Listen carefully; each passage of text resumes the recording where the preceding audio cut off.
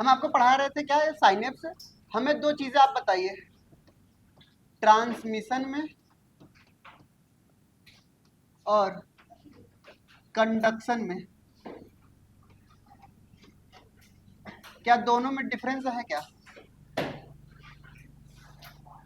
जब हम आपको पढ़ा रहे थे कंडक्शन ऑफ नर्व इम्पल्स तो हमने आपको कुछ और बताया था, और ट्रांसमिशन में हम आपको क्या पढ़ाएंगे? ट्रांसमिशन में और कंडक्शन में क्या डिफरेंस है? और ट्रांसमिशन का मतलब ट्रांसमिशन करना, गजब का आंसर है। ये बता रहे हैं कंडक्शन का मतलब कंडक्ट करना, ट्रांसमिशन का मतलब ट्रांसमिट करना। चलिए बताइए, सुनते ध्यान से। अगर आप कभी भी पूछते हैं कि ट्रांसमिशन और कंडक्शन, कंडक्शन का मतलब ये होता है कि किसी भी नर्व इम्पल्स को अगर हम पास कर रहे हैं तो विद इन नर्व फाइबर, क्या बोला, यानी नर्व फाइबर के अंदर ही नर्व इम्पल्स का कंडक्शन होना, ठीक है, ट्रांसफर होना। तो हम यहाँ पे ये बता रहे हैं कि ये जो ट्रांसफर मैं लिख रहा हूँ, ट्रांसफर के लिए हम यहाँ जिक्र नहीं करेंगे, ट्रांसफर को ऐसे लिखते हैं, क्लियर। यानी यहाँ पे जो हम नर्व इम्पल्स को लेकर के जा रहे हैं, ये जो भी नर्व इम्पल्स है वो विद इन नर्व है। कहाँ पे है बताइए? नर्व के अंदर है, उसे हम कंडक्शन बोलेंगे। क्या बोला? यानी अगर ये न्यूरॉन था हमारे पास, न्यूरॉन के अंदर ही ये हमारे पास पॉजिटिव पॉजिटिव पॉजिटिव, इधर की तरफ अंदर की तरफ नेगेटिव थे, यानी नर्व इम्पल्स का कंडक्शन कुछ इस तरीके से हो रहा था, क्लियर। एक ही न्यूरॉन के अंदर की मैं बात कर रहा हूँ।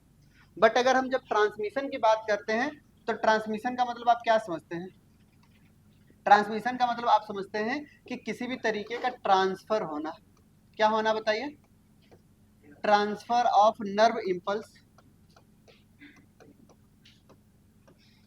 Nerve impulse from one neuron to other neuron,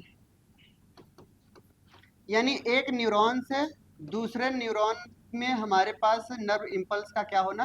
transfer होना। जैसे हमने यहाँ पे आपको बताया ये हमारे पास क्या है? न्यूरॉन है। ये हमारे पास क्या थी बताइए? ये न्यूरॉन थी, ठीक है। यहाँ से कोई भी केमिकल रिसेप्टर आया, स्टिमुलस हुआ, यहाँ से यहाँ पे गया, यहाँ से यहाँ आया, क्लियर। ये आगे की तरफ बढ़ता गया। अब यहाँ से एक न्यूरॉन से दूसरे न्यूरॉन में ट्रांसफर होना। क्या बोला? दूसरे न्यूरॉन में अगर आगे ट्रांसफर हो रहा है, एक न्यूरॉन से दूसरे न्यूरॉन में अगर हमारे पास नर्व इम्पल्स का ट्रांसफर होना ही क्या कहलाता है?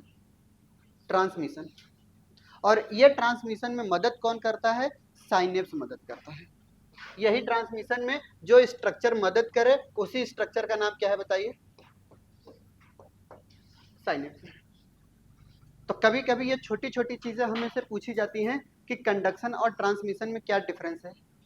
तो अगर आपसे कभी भी कोई पूछे कंडक्शन और हमारे पास ट्रांसमिशन में क्या डिफरेंस है, तो आपको यही डिफरेंस बताना है कि अगर दो न्यूरॉन के बीच में ट्रांसफर करना है नर्व इम्पल्स को तो क्या बोलेंगे? ट्रांसमिशन बोलेंगे, ठीक है। और एक ही न्यूरॉन के अंदर नर्व इम्पल्स को पास करना है तो क्या बोलेंगे? समझ में आई बात? जल्दी करिए, ये छोटी छोटी बातें हमें याद होनी चाहिए, क्लियर। एक ही न्यूरॉन के अंदर अगर हमें कंडक्ट करना है यानी ट्रांसफर करना है नर्व इम्पल्स को तो कंडक्शन बोलते हैं, ठीक है। बट अगर एक न्यूरॉन से अगर दूसरे न्यूरॉन में ट्रांसफर करना होगा तो उसे हम क्या बोलेंगे? ट्रांसमिशन कहेंगे। आपके एनसीईआरटी ने ट्रांसमिशन ऑफ नर्व इम्पल्स लिखा है। ट्रांसमिशन ऑफ नर्व इम्पल्स का मतलब आप क्या समझेंगे? हमेशा साइनेप्स समझेंगे, क्लियर। हम आपको धीरे धीरे कुछ बातें बता दिए थे। इलेक्ट्रिकल साइनेप्स और केमिकल साइनेप्स में हमने आपको थोड़ा बहुत डिफरेंस बता दिया था, क्लियर। हमने इलेक्ट्रिकल साइनेप्स में और केमिकल साइनेप्स में क्या बोला था? केमिकल साइनेप्स की सबसे पहली खास बात क्या थी? साइनेप्टिक क्लेफ्ट प्रेजेंट था। इनके अंदर साइनेप्टिक क्लेफ्ट क्या होता है? अब्सेंट होता है, क्लियर। क्योंकि यहाँ पे डेंड्रॉन और एक्सॉन आपस में क्लोज प्रॉक्सिमिटी शो करते हैं। क्या शो करते हैं? क्लोज प्रॉक्सिमिटी, आपस में फ्यूज्ड होते हैं, तो वहाँ पे किसी भी तरीके की क्लेफ्ट नहीं बनती। जबकि हमारे पास क्या है? केमिकल साइनेप्स में यहाँ पे क्लेफ्ट बन रही होती है, क्लियर। बहुत कम होता है वो निगलेक्ट मार दीजिए, क्लियर।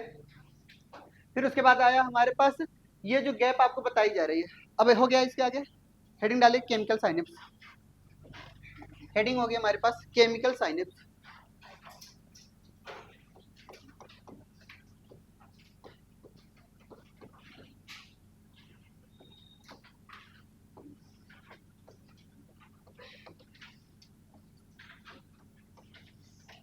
हेडिंग हो गया हमारे पास केमिकल साइनेप्स। केमिकल साइनेप्स को पहले आप देखिएगा डायग्राम को कैसे हम बना रहे हैं, ठीक है। इधर देखिएगा,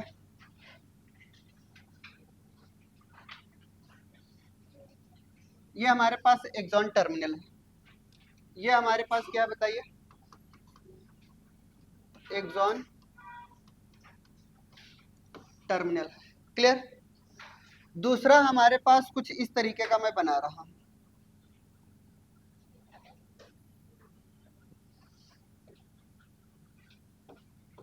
क्लियर। यहां पे ये जो बन रहे हैं इसको मैंने क्या नाम दिया था, साइनेप्टिक, इसी को हमने क्या नाम दिया था, साइनेप्टिक क्लेफ्ट बोला था। क्लियर। हमेशा एक्सॉन किस नेचर का होता है, इफरेंट नेचर का, यानी यहां से अगर कोई भी मैसेज अगर आ रहा है तो यहाँ पे एक्शन पोटेंशियल जनरेट होगा कि नहीं होगा।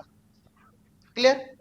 एक्शन पोटेंशियल जैसे ही जनरेट होता है तो यहाँ की जो एक्सोलेमा की मेम्ब्रेन होगी वो डीपोलराइज्ड होगी कि नहीं होगी। क्लियर। जब डीपोलराइज्ड होगी तो यहाँ से नर्व इम्पल्स यहाँ पे जाएंगे और यहाँ पे जाने के बाद तुरंत ये क्या करते हैं, एक यहाँ पर चैनल होती है, उस चैनल को क्या करते हैं, ओपन कराते हैं। क्या इस चैनल का नाम आपको पता है, यहाँ पे कैसी चैनल पाई जाती है, कैल्शियम गेटेड चैनल पाई जाती है। जैसे ही इस कैल्शियम गेटेड चैनल पाई जाएगी तो कैल्शियम आयन की क्या होती है, यहाँ पर एंट्री होती है। और जैसे ही कैल्शियम आयन की एंट्री हुई तो इनके अंदर क्या प्रेजेंट होता है, यहाँ पर न्यूरोट्रांसमीटर यानी वेसिकल्स प्रेजेंट होता है। तो ये कैल्शियम आयन क्या करती है, इससे बाइंड करती है, और बाइंड करती किससे है, हमारे साइनेप्टिक वेसिकल से। किससे बाइंड कर रही है बताइए, साइनेप्टिक वेसिकल से ये क्या करती है, बाइंड कर रही है। क्लियर। और साइनेप्टिक वेसिकल्स के अंदर क्या प्रेजेंट होता है, और फिर ये जो साइनेप्टिक वेसिकल्स है ये मूव करती फॉरवर्ड, ध्यान सुनिएगा, ये मूव कहाँ कर रही है, फॉरवर्ड मूवमेंट करती है, और फॉरवर्ड मूवमेंट करने के बाद ये फ्यूज्ड होती है किससे, इस मेम्ब्रेन से। क्लियर। यानी ये आगे जाकर के इनसे फ्यूज्ड हो जा रही है, तो फ्यूज कुछ इस तरीके की हो रही है। क्लियर। और इनके अंदर क्या प्रेजेंट था बताइए, न्यूरोट्रांसमीटर। और जब भी ये फ्यूज्ड होती हैं तो इनसे फ्यूज होने के बाद यहाँ से क्या रिलीज होती है, यही न्यूरोट्रांसमीटर रिलीज होती है। क्लियर। यानी इनके अंदर क्या भरा हुआ है, यही न्यूरोट्रांसमीटर प्रेजेंट है। क्लियर। यानी जैसे ही कैल्शियम आयन बाइंड करेगा हमारे साइनेप्टिक वेसिकल से, साइनेप्टिक वेसिकल मूव करेगी कहाँ, फॉरवर्ड, और ये फ्यूज होगी हमारे किसके, एक्सोलेमा की मेम्ब्रेन से, ठीक है, या फिर टेलोडेंड्रिया से। टेलोडेंड्रिया से फ्यूज होने के बाद ये क्या करती है, रिलीज करवाती है न्यूरोट्रांसमीटर को, और न्यूरोट्रांसमीटर रिलीज कहाँ पे होगा, साइनेप्टिक क्लेफ्ट में। और साइनेप्टिक क्लेफ्ट में जैसे ही यहाँ पर रिलीज होगा, यहाँ पे रिलीज हो रहा है क्या, हमारे पास न्यूरोट्रांसमीटर यहाँ पे रिलीज हुआ, ठीक है। और रिलीज होने के बाद यहाँ पर इनके पास क्या पाई जा रही है, यहाँ पर कुछ रिसेप्टर लगे होते हैं। क्या लगे होते हैं बताइए, कुछ रिसेप्टर लगे होते हैं। इस रिसेप्टर से ये क्या करती है, न्यूरोट्रांसमीटर बाइंड करती है। आप हमें बताइए ये क्या है, डेंड्रॉन है, ये एक्सॉन टर्मिनल, और ये दूसरे न्यूरॉन का डेंड्रॉन है। अब ये डेंड्रॉन के ऊपर क्या लगे होते हैं, रिसेप्टर। याद आ रही है, ये रिसेप्टर कैसे होते हैं, ये रिसेप्टर कैसे होते हैं, लिगेंड वाले होते हैं, यानी क्या होते हैं, केमिकल रिसेप्टर। ये केमिकल स्पेसिफिक होते हैं, इनका नेचर प्रोटीन, भूल गए। यानी क्या है कि ये रिसेप्टर प्रोटीन नेचर के होते हैं और केमिकल स्पेसिफिक होते हैं, यानी किस तरीके का न्यूरोट्रांसमीटर होगा, ये इससे बाइंड करता है, ठीक है। और जैसे ये बाइंड किया इनसे, जैसे ये इनसे क्या हो रहा है, बाइंड कर रहा है, जैसे ये इनसे बाइंड कर रहा है, इनसे बाइंड किया, तो ये हमारे डेंड्रॉन के अंदर जाकर के इनकी परमिएबिलिटी को क्या कर देते हैं, बढ़ा देते हैं। और जैसे ही परमिएबिलिटी बढ़ी, इनके अंदर की सोडियम आयन क्या हो जाएगी, डिपोलराइज्ड हो जाएगी। डिपोलराइज का मतलब क्या समझते हैं, influx of sodium ion. Sodium ion का क्या हो गया, इनफ्लक्स हो गया। सोडियम आयन के इनफ्लक्स होने के बाद ये तुरंत जाएंगे कहाँ पर, एक्सॉन हाइलॉक में। याद आ रही है, यानी एक्सॉन हाइलॉक में यहाँ पे जाने के बाद इनके अंदर की जो एक्शन पोटेंशियल होती है वो क्या कर देती है, इंक्रीज कर देती है, बढ़ा देती है। क्यों, क्योंकि सोडियम गेटेड चैनल यहाँ पे बहुत ज्यादा है। क्लियर। यानी इस तरीके से नर्व इंपल्स का कंडक्शन हो रहा है, यानी ट्रांसमिशन हो रहा है, एक जगह से दूसरी जगह ये ट्रांसफर हो रहे हैं। यानी ये जो आ रही है ये कैसी कहलाएंगी, ये प्री साइनेप्टिक मेम्ब्रेन कहलाती हैं। क्या कहलाती हैं, प्री साइनेप्टिक मेम्ब्रेन कहलाती है। ये वाली जो मेम्ब्रेन आपको कहला रही है इसको हम बोलते हैं पोस्ट साइनेप्टिक मेम्ब्रेन। इनको हम क्या बोलते हैं? पोस्ट साइनेप्टिक मेम्ब्रेन बोल रहे हैं। और इनके बीच में जो पाई जा रही है इसको हमने क्या बोला है बताइए? साइनेप्टिक क्लेफ्ट बोला है। क्लियर? इन तीनों स्ट्रक्चर को कंबाइंड मिला करके हम क्या बोलते हैं?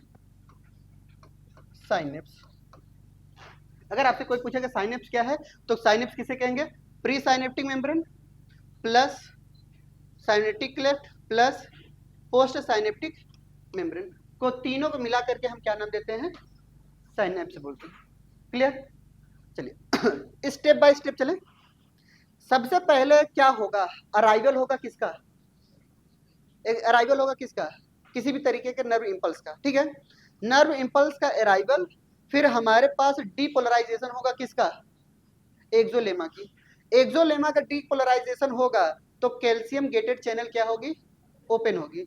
कैल्शियम गेटेड चैनल अगर ओपन होगी तो वो इन्फ्लक्स होगा किसका? कैल्शियम आयन का। और कहाँ पे? साइनेप्टिक नोब के अंदर। ठीक है, यानी साइनेप्टिक एक्सॉन टर्मिनल के अंदर किसका इन्फ्लक्स होगा? हमारे कैल्शियम आयन का इन्फ्लक्स हुआ। फिर ये कैल्शियम आयन किससे बाइंड करेंगे? हमारे साइनेप्टिक वेसिकल से। और ये साइनेप्टिक वेसिकल से जैसे ही बाइंड करेंगे वहां से न्यूरोट्रांसमीटर को क्या साइनेप्टिक वेसिकल्स को क्या करती हैं? मूव कराती हैं फॉरवर्ड डायरेक्शन में। क्लियर? और जब ये फॉरवर्ड डायरेक्शन में मूव करता है तब हमें याद आती है कि यहाँ पे अब न्यूरोट्रांसमीटर रिलीज होगा। और जब न्यूरोट्रांसमीटर रिलीज होता है साइनेप्टिक क्लेफ्ट के अंदर, ये बाइंड करता है किससे बताइए? अरे बोलिए, किससे बाइंड करेगा? रिसेप्टर पे। और रिसेप्टर से बाइंड होने के बाद ये मेम्ब्रेन की परमिएबिलिटी को क्या करती हैं? चेंज करती है। और जैसे मेम्ब्रेन की परमिएबिलिटी अगर चेंज हुई तो क्या होगा? सोडियम गेटेड चैनल ओपन होगा, सोडियम आयन इन्फ्लक्स होगा और ये सोडियम आयन इन्फ्लक्स होकर के आगे एक्शन पोटेंशियल जनरेट कराएगा। ये स्टेप बाय स्टेप हमें चलना है। ठीक है, जल्दी करिए। पूरा हो गया?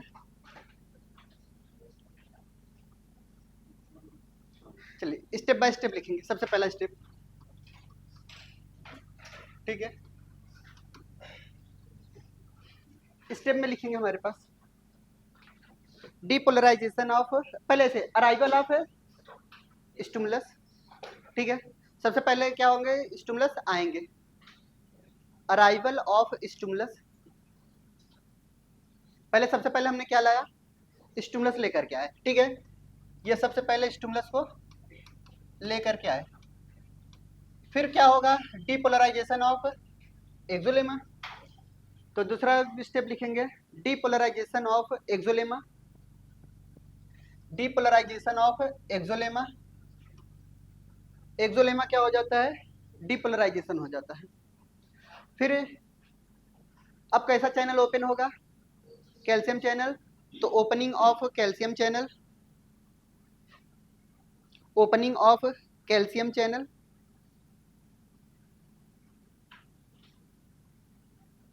क्लियर? अब कैल्शियम चैनल कहाँ आके बाइंड करेगा? तो लिखेंगे binding of calcium channel, calcium ion, ऐसा लिखेंगे influx of calcium ion, influx of calcium ion. Calcium ion अंदर आएगा। ठीक है, हर एक एक स्टेप, इतना ज्यादा गहराई में स्टेप नहीं पूछा जाएगा। ठीक है, आपसे आपके एनसीईआरटी ने बहुत उड़ा उड़ा करके बताया है। इन्फ्लक्स ऑफ कैल्शियम आयन, फिर यही कैल्शियम आयन किससे बाइंड करेगा? And binds with synaptic vesicles.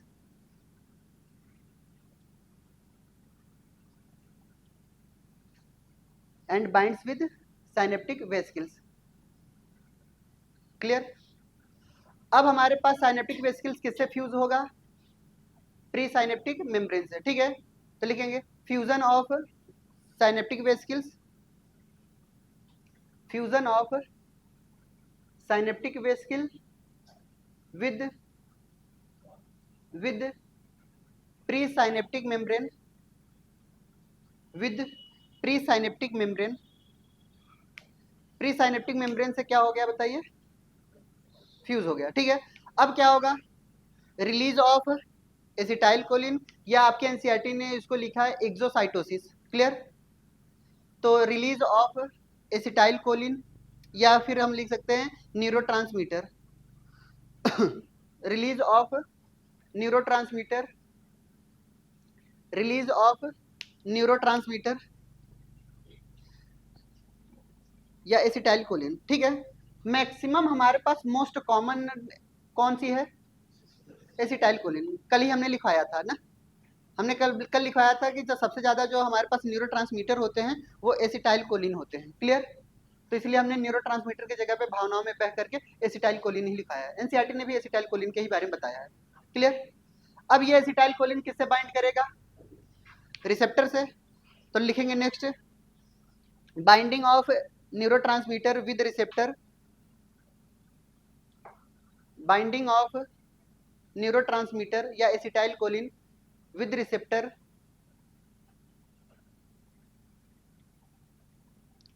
Receptor किसके रिसेप्टर? हाँ, तो लिख लीजिएगा of post synaptic membrane, of post synaptic membrane, post synaptic membrane. Clear? अब क्या होगा? सोडियम आयन के गेटेड चैनल क्या होंगे? ओपन होंगे। तो लिखेंगे opening of sodium gated channel, opening of sodium ion gated channel. Clear? अब क्या होगा? सोडियम गेटेड चैनल अगर होगा तो इन्फ्लक्स होगा, तो influx of sodium ion.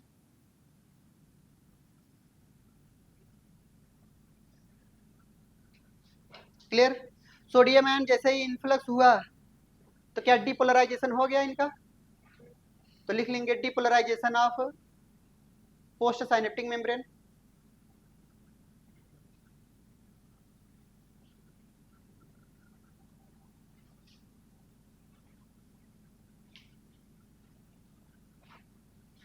Clear? बस अब आगे बढ़ते हैं। अभी 2 स्टेप के लिए जगह छोड़े रहिएगा ना, 2 स्टेप के लिए अभी जगह छोड़े रहिए। दूसरा जो स्टेप है आपको हम यहां समझाएंगे। ऑप्शन दे देते हैं। ये एक हमारे पास ये। क्लियर? हमने ये कहा कि जब भी ये एसिटाइल कोलिन है, ये हमारे पास क्या है? एसिटाइल कोलिन है। ये एसिटाइल कोलिन कहाँ पे प्रेजेंट है? हमारे साइनेप्टिक क्लेफ्ट के अंदर। क्लियर? ये एसिटाइल कोलिन एक एंजाइम्स होती है, उस एंजाइम की मदद से ये टूटती हैं। ठीक है? यानी हमने ये कहा कि ये जो एंजाइम्स हमारे पास है इनको किस में तोड़ती है? ये एक एसीटेट में तोड़ती है, एक किस में तोड़ती है? एसीटेट में, और एक तोड़ती है किस में? कोलिन में। किस में तोड़ रही है बताइए? एसीटेट की जगह पे आपको कई जगह पे एसिटिक एसिड भी मिलेगा। क्या मिलेगा? हाँ, तो उस पर ध्यान नहीं देना है। ये एसीटेट और कोलिन में क्या हो जाती है? टूट जाती है। टूटने के बाद होता क्या है कि यहाँ पर एसिटाइल कोलिन कौन सी एंजाइम्स है? तो हमारे पास क्या है? Choline esterase enzyme. कैसी एंजाइम्स? कोलिन स्टेरेज एंजाइम्स इनको तोड़ रही है। क्लियर? और किस में तोड़ रही है बताइए? एसीटेट। और हमारे पास जो एसीटेट होता है ये एक तरीके का मेटाबॉलिक वेस्ट होता है। ये एक तरीके का क्या होता है बताइए? मेटाबॉलिक वेस्ट होता है। तो ये हमारी बॉडी से बाहर निकलना जरूरी है। ठीक है? तो ये बॉडी से बाहर निकल जाते हैं। ये हमारे पास कैरोटिड वेन्स वगैरह आती हैं। याद आ रही है? ब्रेन के अंदर कैरोटिड आर्टरीज, कैरोटिड वेन, तो ये इनके थ्रू बाहर निकल जाते हैं और किडनी के थ्रू बाहर आ जाते हैं। क्लियर? कई बार एसिटिक एसिड भी बाहर होते हैं। क्लियर? फिर उसके बाद आता है कि हमारे पास ये जो कोलिन होती है ये फर्दर मूव करती है कहाँ पर? प्री साइनेप्टिक मेम्ब्रेन के अंदर। क्लियर? और ये जो कोलिन होती है प्री साइनेप्टिक मेम्ब्रेन के अंदर जाती है, तो ये कोलिन क्या करती है? यहाँ पर इनके अंदर एक एंजाइम्स पाई जाती है, उस एंजाइम का नाम है एसिटाइल को एंजाइम्स। याद होगा, कहीं ना कहीं पढ़े हो। क्लियर? यानी ये जो एसिटाइल को एंजाइम्स है ये क्या करता है? कोलिन इनसे बाइंड करता है। किससे? एसिटाइल को एंजाइम से।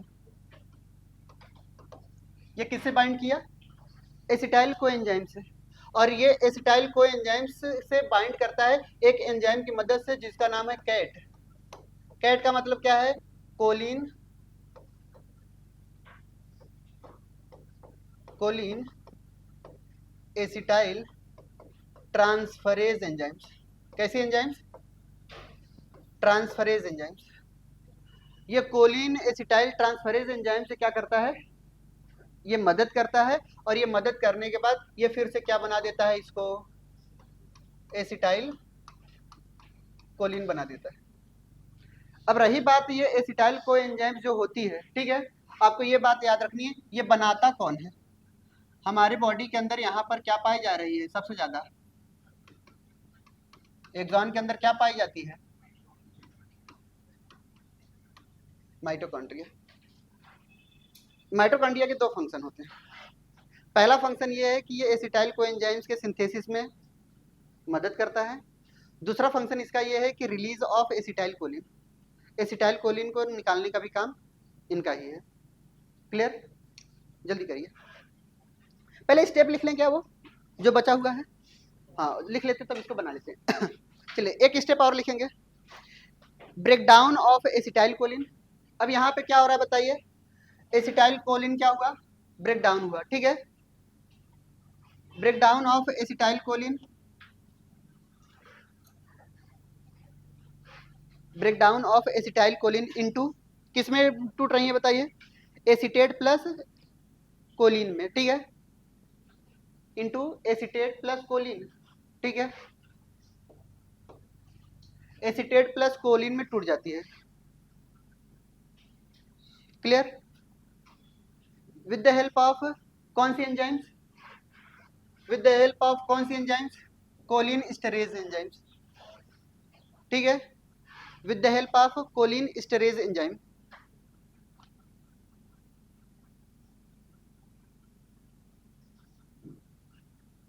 with the help of choline esterase enzymes,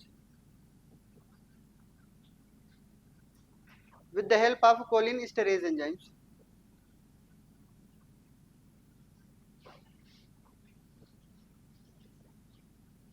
हो गया। दूसरा पॉइंट क्या होगा? ये एसिटेट हमारे किसी काम का नहीं है, कोलिन हमारे काम का है, इसलिए कुदरत इसको कहाँ लेकर के जाती है? फिर से बनाने एसिटाइल कोलिन, ठीक है। क्यों? क्योंकि यहाँ पे एक एंजाइम्स पाई जाती है, उस एंजाइम्स का नाम क्या है? एसिटाइल को एंजाइम्स, ठीक है।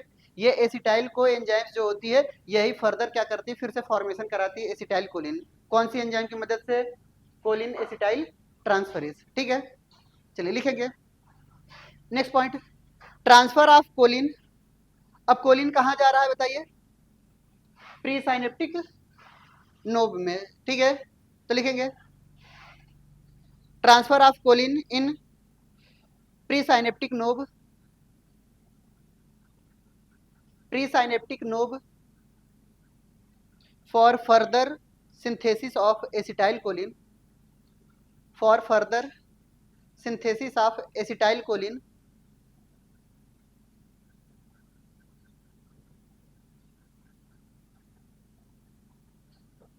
for further synthesis, क्या लिखे हैं? synthesis of acetylcholine। हो गया, ठीक है। कौन से एंजाइम की मदद से? with the help of choline acetyl transferase enzymes, ठीक है। with the help of choline acetyl transferase enzymes।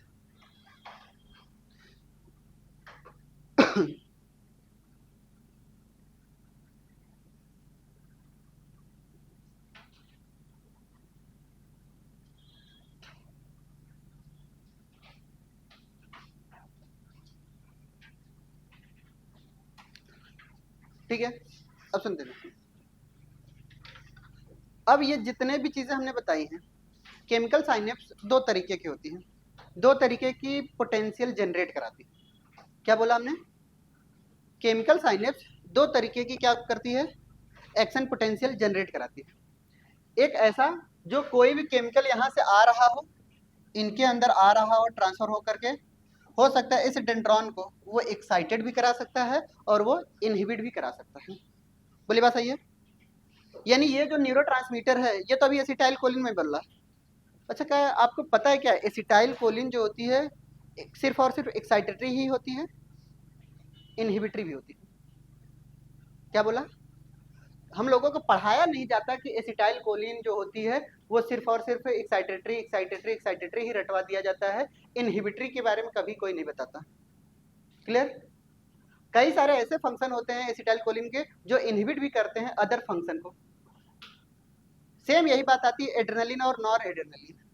हमें ये हमेशा पढ़ाया जाता है कि एड्रेनलिन एक तरीके का ऐसा हार्मोन होता है जो एक्साइटेटरी नेचर का होता है। इनहिबिटरी नेचर भी बता दें? एक एग्जांपल में बताता हूँ। एग्जांपल ध्यान से सुनेंगे, आपको पता चल जाएगा कि एक्साइटेटरी और इनहिबिटरी में क्यों बोल रहा हूँ दोनों।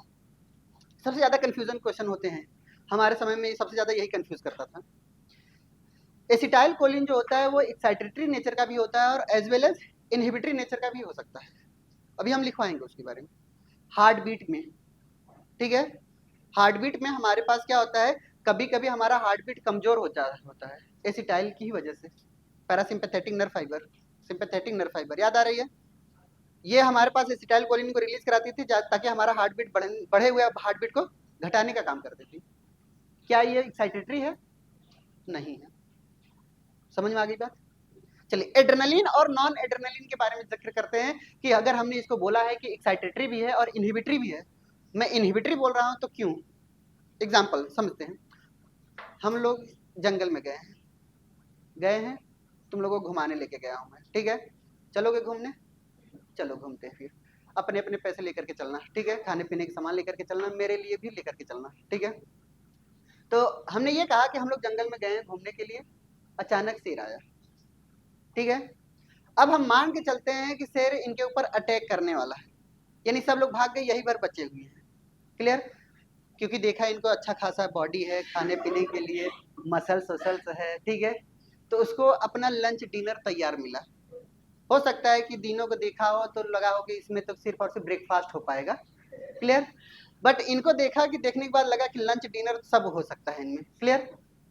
तो ऐसे सिचुएशन में क्या होगा, हम आपके बात बता रहे हैं हमारी बॉडी के अंदर क्या क्या प्रतिक्रिया होगी।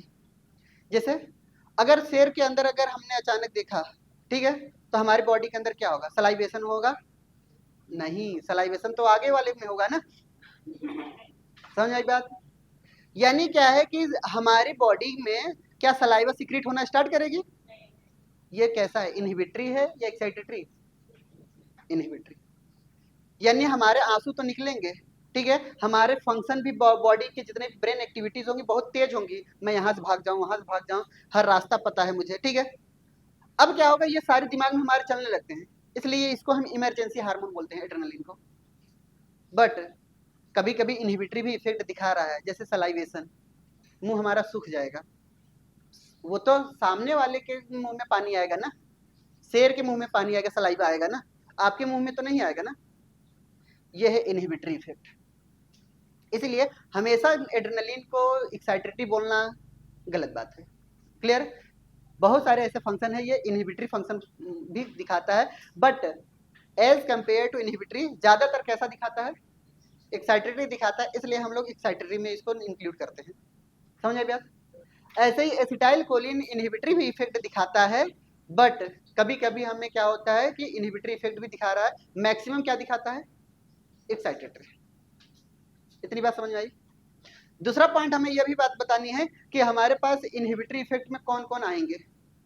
तो on the basis of potential generation of potential, यानी कौन सा न्यूरोट्रांसमीटर कितना पोटेंशियल जनरेट करा सकता है, इस हिसाब से साइनेप्स दो तरीके से बांटे गए हैं। एक हमारे पास एक्साइटेटरी साइनेप्स पोटेंशियल वाले और एक हमारे पास इनहिबिटरी साइनेप्स पोटेंशियल वाले, एक आईपीएसपी और एक ईपीएसपी। समझ आई बात? आप हमें बताइए कौन सा पोटेंशियल जनरेट ज्यादा कराएगा, ईपीएसपी या आईपीएसपी? ईपीएसपी ज्यादा पोटेंशियल जनरेट कराएगा। चलिए हम आपको बताते हैं। क्लियर? हमारा रेस्टिंग मेम्ब्रेन पोटेंशियल कितना है?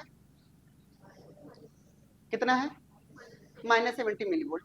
जब भी स्टिमुलस मिलता है हमें, हमारी मेम्ब्रेन क्या होती है? डिपोलराइज्ड। डिपोलराइज्ड होने के बाद रेस्टिंग मेम्ब्रेन पोटेंशियल से कहाँ की तरफ हम बढ़ रहे हैं? पॉजिटिव की तरफ। पॉजिटिव की तरफ बढ़ रहे हैं, यानी क्या हो रहा है हमारे पास? थ्रेशोल्ड वैल्यू बढ़ रही है, घट रही है? थ्रेशोल्ड वैल्यू बढ़ रही है, घट रही है? थ्रेशोल्ड वैल्यू बढ़ रही है, घट रही है? थ्रेशोल्ड वैल्यू, थ्रेशोल्ड पोटेंशियल बढ़ रही है घट रही है, चलो क्योंकि ये नहीं समझ में आएगा। हाँ, थ्रेशोल्ड पोटेंशियल हमारी बढ़ेगी, क्लियर। और थ्रेशोल्ड पोटेंशियल अगर बढ़ेगी तो जाहिर सी बात है हमारे पास डिपोलराइजेशन हो रहा है। और आईपीएसपी में क्या होता है, इनहिबिटरी में हम लोग उल्टा समझते हैं। उल्टा क्या समझते हैं, जब ये न्यूरोट्रांसमीटर अगर आया, ध्यान समझे, इनहिबिटरी वाले भी हम बता देंगे, ये न्यूरोट्रांसमीटर यहाँ से यहाँ आया, क्लियर, यहाँ पे क्या हो गया, डिपोलराइज हो गया। डिपोलराइज होने के बाद यहाँ की मेम्ब्रेन पोटेंशियल क्या होगी, परमिएबल हो जाएगी। किसके लिए, नहीं, यही तो बात याद रखना है, ठीक है। यहाँ पर लगातार पोटेशियम आयन क्या होगा, यहाँ पर क्लोराइड आयन की एंट्री होगी, हाइपर पोलराइजेशन, ठीक है। यहाँ से क्या बाहर जाएगा, पोटेशियम आयन बाहर जाएगा, क्लियर। यानी दोनों चैनल ओपन होंगे इस दौरान, पोटेशियम के और क्लोराइड के, और ये वैल्यू क्या हो जाएगी बताइए, हाइपर पोलराइज्ड हो जाएगी। क्या हो जाएगी बताइए, और हाइपर पोलराइज्ड हो गई तो -70 से कितना हो गया, -85 और 90 मिलीवोल्ट। कई बार ऐसा भी हो सकता है 100 पार भी चला जाए माइनस में। हाइपर पोलराइजेशन के दौरान क्या कोई स्टिमुलस रिसीव करेगी, स्टिमुलस ही रिसीव नहीं की तो क्या ये हमारे पास स्टिमुलस रिसीव नहीं किया, इनहिबिटरी हुआ कि नहीं हुआ।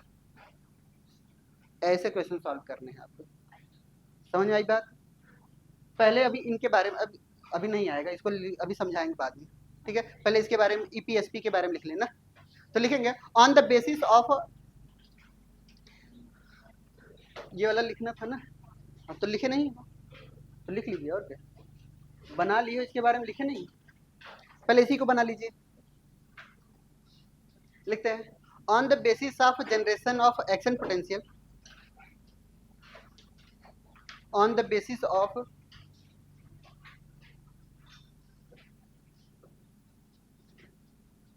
on the basis of generation of action potential, generation of action potential,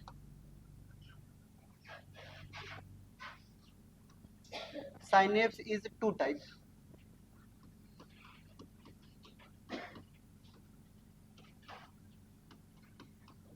synapse कितने तरीके के,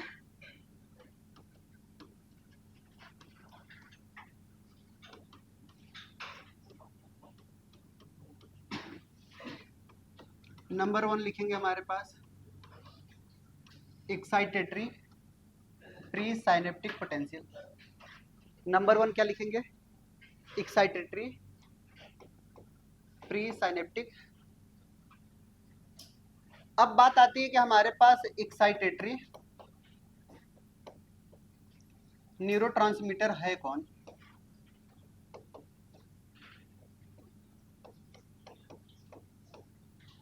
क्लियर। एक्साइटेटरी न्यूरोट्रांसमीटर है कौन, एग्जांपल बताइए एक्साइटेटरी न्यूरोट्रांसमीटर के। सबसे नंबर 1 पे एसिटाइल कोलिन, दूसरे नंबर पे एड्रेनलिन और नॉर एड्रेनलिन, एक और बताइए, एक सिंपैथेटिन भी था क्या, और कुछ बाकी था,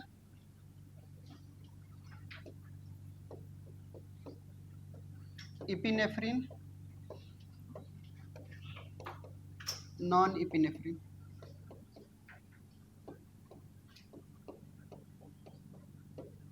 क्लियर।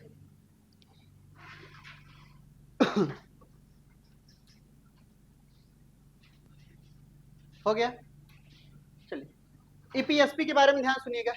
ईपीएसपी के बारे में ये मान चलते हैं, ये हमारे पास क्या है, एक्सॉन है, ये हमारा क्या है, एक्सॉन है। इनके ऊपर क्या है बताइए, पॉजिटिव चार्ज लगा हुआ है, इनके नीचे नेगेटिव चार्ज लगा हुआ है। जब भी किसी भी तरीके की स्टिमुलस यहाँ पे मिली, ध्यान सुनिएगा, यहाँ पर किसी भी तरीके की स्टिमुलस मिला तो यहाँ की रेस्टिंग मेम्ब्रेन पोटेंशियल आरएमपी की वैल्यू कितनी थी, -70 मिलीवोल्ट थी। जैसे ही स्टिमुलस मिला तो यहाँ से सोडियम आयन की एंट्री क्या हो गई, अंदर हो गई। क्लियर। अब सोडियम आयन की एंट्री जैसे ही हुई तो कैंसिलेशन स्टार्ट होता है, तो यहां से -70 मिली वोल्ट से -60 मिली वोल्ट पे आएंगे। यानी हम ये एक एवरेज मान के चलते हैं, -55 से लेकर के 60 मिली वोल्ट तक होंगे कि नहीं होंगे माइनस में, बोलिए। यही हमारा क्या है, थ्रेशोल्ड पोटेंशियल। यानी हमारे पास क्या है कि ये जो थ्रेशोल्ड वैल्यू हुई, ये जो थ्रेशोल्ड वैल्यू हुई वो बढ़ी कि या घटी, घट गई कि नहीं घट गई। क्लियर। यानी घटने का मतलब क्या है कि आपको ये पता है कि जितनी भी वैल्यू होती है, अगर आप एक हमेशा एक्साइटेड स्टेट में रहेंगे, जैसे चाय हुआ, कॉफी हुआ, सिगरेट हुआ, ये सब पीने के बाद इंसान एक्टिव रहता है। क्यों भाई साहब, होते रहे कि नहीं आप लोग, अरे होते हो कि नहीं, ठीक है, होते हैं, हम होते हैं भाई, मान चलते, तुम लोग अपने ऊपर ले ही नहीं रहे हो। क्लियर। तो यानी क्या है कि चाय सिगरेट कॉफी पीने के बाद इंसान एक्टिवनेस रहता है। क्लियर। उसकी मेन वजह क्या है, उनके न्यूरॉन क्या हो जाते हैं, एक्साइटेड हो जाते हैं, और एक्साइटेड होने की वजह से थ्रेशोल्ड वैल्यू क्या हो जाती है, घट जाती है। और थ्रेशोल्ड वैल्यू घटने का मतलब क्या है, जरा सा भी अगर कोई टच करेगा उसे पता चल जाएगा। समझ आई बात। और अगर जब आप आलसी होते हैं, ठीक है, देश दुनिया में क्या चल रहा है आपके अगल बगल, आपको कोई फर्क ही नहीं पड़ता, ठीक है, क्यों, क्योंकि आप स्टिमुलस को रिसीव ही नहीं कर रहे उतना ज्यादा। यही फर्क होता है एक्साइटेटरी और इनहिबिटरी में। क्लियर। इनहिबिटरी वाले बताइए, अब इतना बना लीजिए पहले।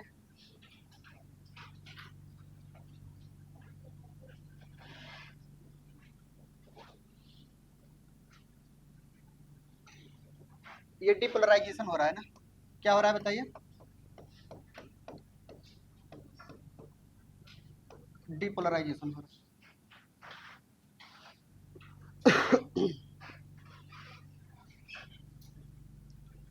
ये बेसिक बेसिक सा पॉइंट अगर आपको समझ में आ गया है, तब आप मेडिकल में फिजियोलॉजी आप पढ़ लेंगे अच्छे से।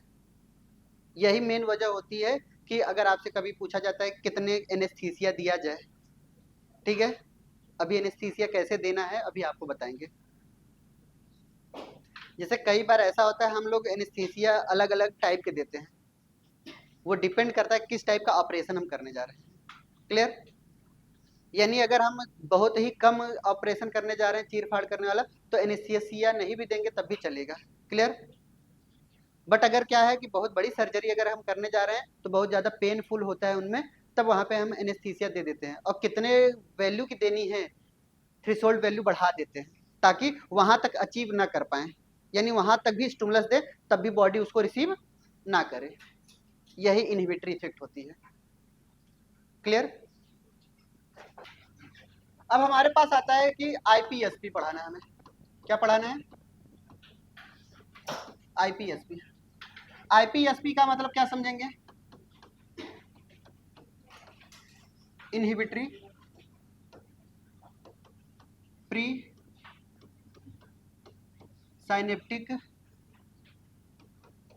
पोटेंशियल। इनमें हम क्या लिखेंगे, इनहिबिटरी प्री साइनेप्टिक पोटेंशियल। पहली बात तो हमें ये याद होनी चाहिए कि इनहिबिटरी न्यूरोट्रांसमीटर है कौन कौन।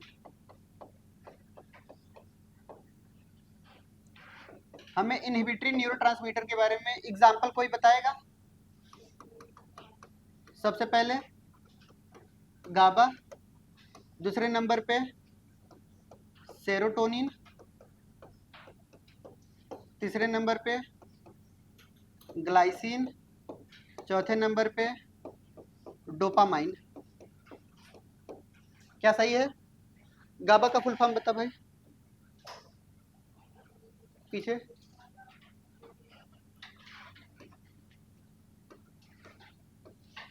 Gamma amino butyric acid.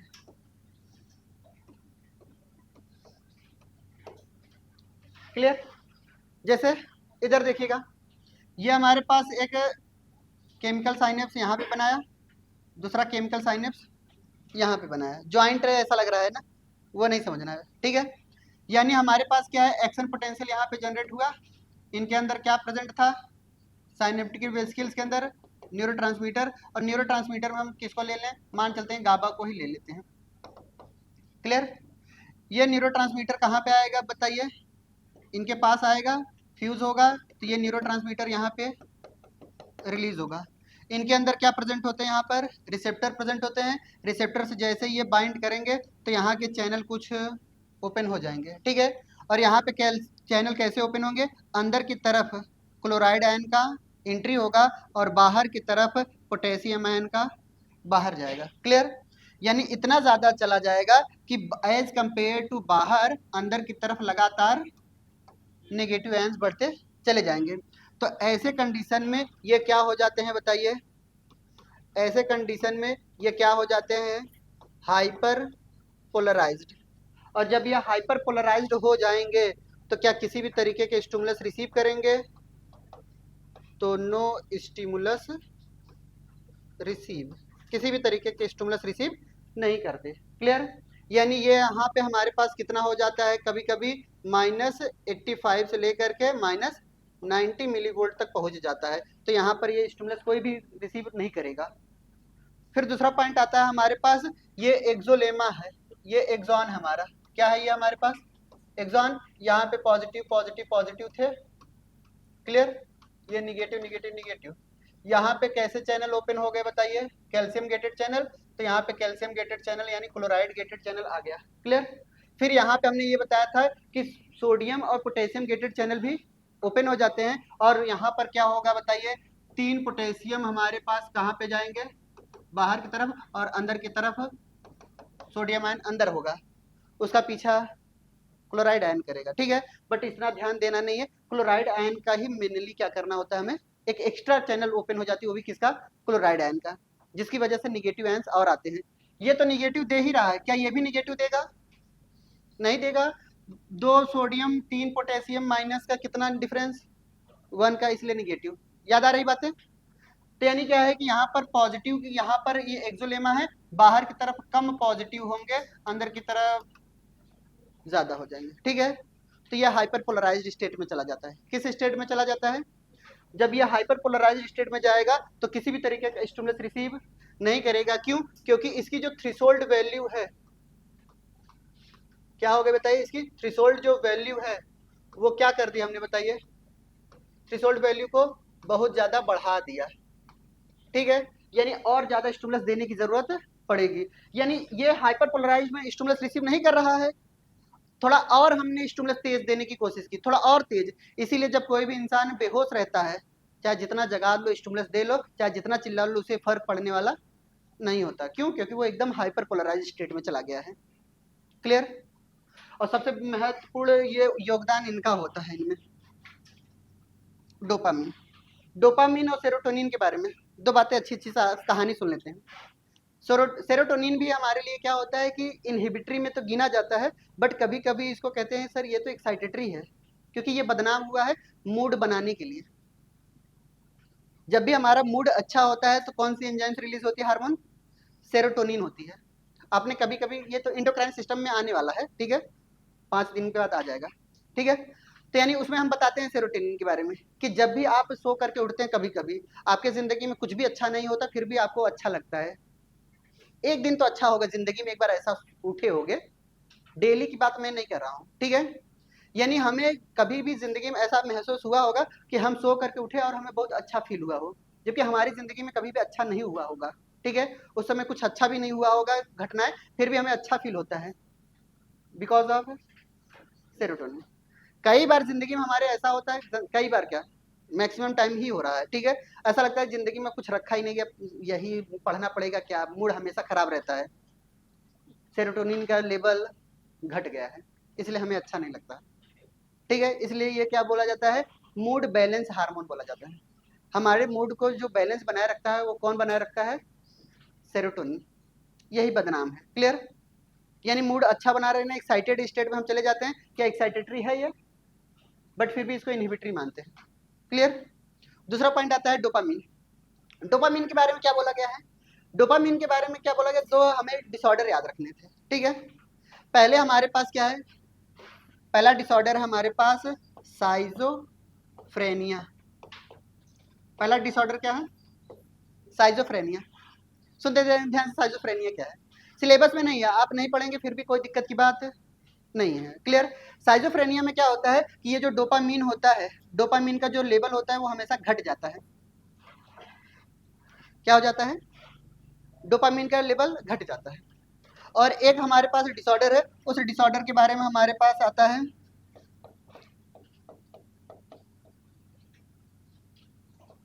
Parkinsonian. ठीक है, यहाँ पे डोपामीन का लेवल बढ़ जाता है। ठीक है, जल्दी करिए।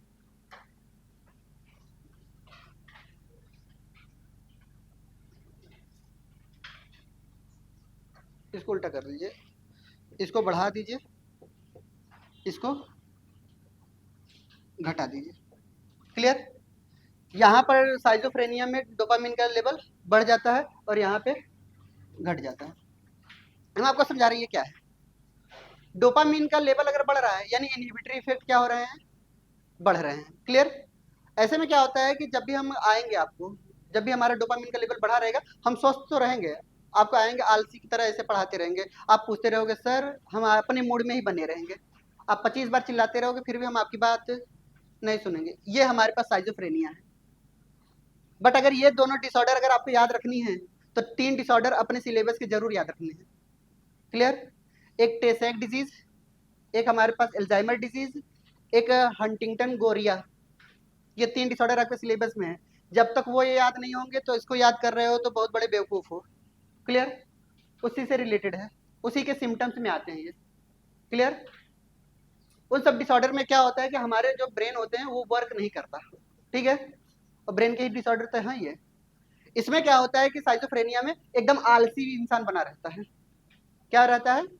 एकदम इंसान आलसी रहेगा, मूड ही नहीं रहेगा उसका पढ़ाने का, आराम से आएगा, उसको ऐसे लिखना होगा ऐसे ऐसे ही लिख करके चला जाएगा।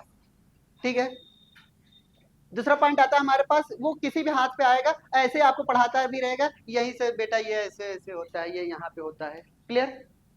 यानी उसका हमेशा जो मूड रहेगा, हमेशा वो पढ़ाएगा एकदम एक्टिव में, बट आपको महसूस नहीं होगा कि एक्टिव है। क्लियर? वो अपनी मैक्सिमम वैल्यू दे रहा है, अपना मैक्सिमम एफर्ट लगा रहा है, बट आपको लगता है कि सामने वाला इंसान आलसी है, क्या आता है ऐसे ऐसे करके चला जा रहा है। ठीक है, बट होता नहीं, उसकी वो अपनी मैक्सिमम एफर्ट है। दूसरा पॉइंट, वो दूसरी बात क्या होता है कि ये साइजोफ्रेनिया की बात करते हैं, पार्किंसोनिया की बात कर लेते हैं। जब भी डोपामिन का लेवल हाई डिक्रीज होता है यानी एक्टिवनेस हमारी बढ़ जाती है थोड़ी बहुत। ठीक है, तो अगर हमारे हाथ को ऐसे उठाना है तो मैं ऐसे ही उठाऊंगा, बट अब मैं वॉलेंट्री फंक्शन है ये हमारा ना, तो ये उठेगा, बट यहाँ पर लाने के बाद अगर इसको रोक लिया तो हाथ हमारे ऐसे ऐसे कांपने लगेंगे। ठीक है, यानी क्या है कि ये हमारे पास कभी भी 1 मिनट से ज्यादा या 2 मिनट से ज्यादा अगर हम इस हाथ को ऐसे रखे हुए हैं तो ये हाथ हमारे ऐसे ऐसे धीरे धीरे कांपने लगते हैं। ठीक है, और जरा सा वजन भी पकड़ लिया ऐसे ऐसे कांपते रहेंगे, ऐसे ऐसे हमेशा कांपते, यानी एक्साइटेड हैं ये। क्लियर? तो हमेशा ऐसे ऐसे कांपते रहते हैं बहुत लोगों के हाथ, तो ये समझ जाइए ये वाली डिसऑर्डर है। क्लियर? अब बिना फालतू के कांप रहे हैं तो अलग है ना। जल्दी करिएगा, ये हो गया, लिखते हैं जल्दी।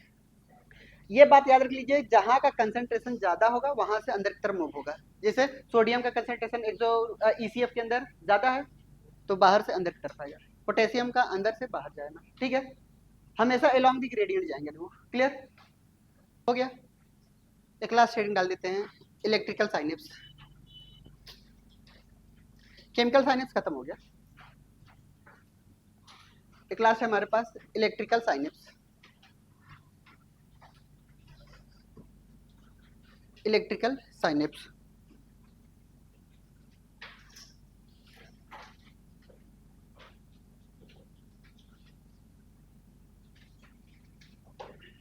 आगे बढ़े।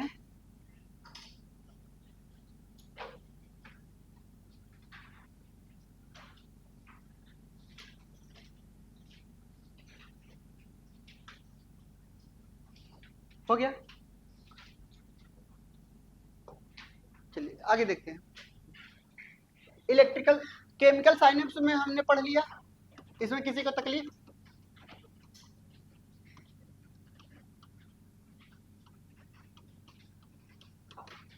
देखते हैं इलेक्ट्रिकल साइनेप्स क्या है।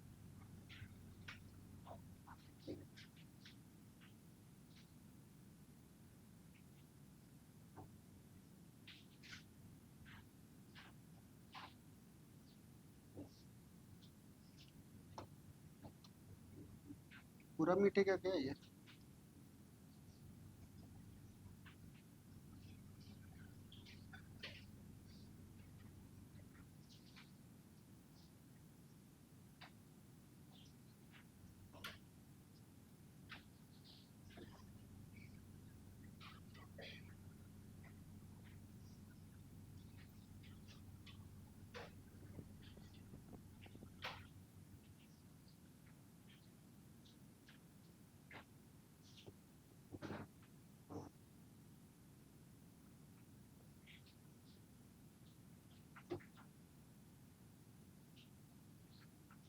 क्लियर? ये हमारे पास इलेक्ट्रिकल साइनेप्स है। यहाँ पे कोई भी एक्शन पोटेंशियल अगर जनरेट हुआ, ध्यान से देखिएगा, यहाँ पे एक्शन पोटेंशियल जनरेट हुआ, इस एक्शन पोटेंशियल से यहाँ पे आया, ये यहाँ से यहाँ आया, ये यहाँ से यहाँ आया। केमिकल है नहीं, इसलिए calcium ion gated channel open नहीं होगी, न्यूरोट्रांसमीटर नहीं होगा, साइनेप्टिक वेसिकल्स नहीं होगी, यानी ये इसी के अलोंग दौड़ती रहेगी, दौड़ती रहेगी, ठीक है। फिर यहाँ से आने के बाद यहाँ पर आएगा, फिर यहाँ पे साइनेप्टिक क्लेफ्ट जो होती है वो एब्सेंट होती है। कहाँ दिख रही है साइनेप्टिक क्लेफ्ट? क्लियर? यानी साइनेप्टिक क्लेफ्ट ही नहीं दिख रही है, तो जाहिर सी बात है ये यहाँ से न्यूरॉन के पास यहाँ से मैसेज चला जाएगा। क्लियर? अब हमें बताइए यहाँ पे प्री और पोस्ट का कोई लेना देना है नहीं, यानी प्री पोस्ट हम किसी को भी लिख सकते हैं, यानी इसके लिए मैं प्री भी लिख सकता हूँ, इनके लिए भी मैं पोस्ट भी लिख सकता हूँ। यही हमारा साइनेप्टिक नोब है, या फिर हम मेम्ब्रेन हम कह सकते हैं। बोली बात सही है? यही हमारे लिए क्या है? प्री है। यही हमारे लिए क्या है? पोस्ट है। यहाँ पर ये साइनेप्टिक मेम्ब्रेन में लिख सकता हूँ। बोली बात सही है? यानी मेम्ब्रेन के अंदर जो पोटेंशियल हो रही है वो अलोंग द मेम्ब्रेन हो रही है, ठीक है। अंदर तो जा ही नहीं रहा है कुछ ना, चाहे मैं इस तरफ से मैसेज लेकर के भेजूं, चाहे इस तरफ से मैसेज लेकर के भेजूं, बात बराबर है क्या? इसीलिए इलेक्ट्रिकल साइनेप्स जो होती हैं वो बहुत ही फास्ट होती हैं, इतना ज़्यादा स्टेप करने की ज़रूरत वहाँ पे नहीं है। अब समझ में आया? यानी टोटल हमने 7-8 स्टेप लिखाए होंगे किसमें? केमिकल साइनेप्स में। हर एक स्टेप में समय लगता है, ठीक है, जबकि यहाँ इलेक्ट्रिकल साइनेप्स में किसी भी तरीके का समय नहीं लग रहा है, इसलिए केमिकल साइनेप्स जो होती है स्लो होती है और इलेक्ट्रिकल साइनेप्स फास्ट होती है। फिर वहां पे हमने बताया था कि जो केमिकल साइनेप्स बताए थे वो हमेशा कहाँ से कहाँ आ रही है? प्री साइनेप्स से पोस्ट में, जबकि यहाँ पे बाई डायरेक्शनल है, वो यूनि डायरेक्शनल होती है। क्लियर? और हमारे पास ये जो प्रोसेस आपको बताए जा रहे हैं, ये जितने भी प्रोसेस आपको बताए जा रहे हैं वो सब के सब कैसे हैं? इलेक्ट्रोकेमिकल में बोलता हूँ। इसीलिए ये कैसे प्रोसेस होते हैं बताइए? इलेक्ट्रोकेमिकल प्रोसेस मैंने बोला, किसी समय हमने बताया था, ठीक है। ये इलेक्ट्रोकेमिकल प्रोसेस होते हैं किसी भी नर्व इंपल्स का कंडक्शन। क्यों? क्योंकि सबसे पहले तो हमारे पास किसी भी नर्व के अंदर ये बहुत ही रेयर केस में पाए जाते हैं। रेयर में मतलब हमने कहाँ कहाँ बताया था? छोटे छोटे हार्ट में, ठीक है, और ब्रेन में। आपके एनसीईआरटी ने एक जगह बोला है बस, ठीक है, और वो भी ऐसी जगह बोला है सिलेबस से हटा दिया गया। आईज के अंदर, ठीक है, हम जब बाइपोलर न्यूरॉन पढ़ते हैं तो वहां पर इलेक्ट्रिकल साइनेप्स नजर आएंगे मुझे, और जहां पर इलेक्ट्रिकल साइनेप्स नजर आते हैं उस सेल्स का नाम होता है एमाक्राइन सेल। कैसा सेल्स? एमाक्राइन सेल्स ऑफ क्या? रेटिना, ठीक है। इसका बेस्ट एग्जांपल यही था, सिलेबस से ही हटा दिया गया बेचारा, ईयर और आईज, ठीक है, नहीं तो इसको भी आते तो पढ़ाते। क्लियर? जल्दी करिए। बहुत ही रेयर होती है हमारी बॉडी में, बहुत ही फास्ट होती है, बाई डायरेक्शनल। तीन ही चीज याद रखनी है, ठीक है। कौन कौन सी इलेक्ट्रिकल साइनेप्स में? पहला, सबसे पहले क्या? By directional. दूसरा क्या? फास्ट होती है। तीसरा क्या? रेयर होती है हमारी बॉडी में। क्लियर? ये इतनी ही बातें याद रखनी है। समझ में आई बात? यहाँ पे साइनेप्टिक क्लेफ्ट क्या होगी बताइए? बहुत ही कम, या फिर मैं डायरेक्ट एनसीईआरटी के हिसाब से लिख दूं क्या? एक सुंदर सी हेडिंग की शुरुआत करते हैं, human nervous system, CNS, central nervous system. Heading डालते हैं हमारे पास सीएनएस।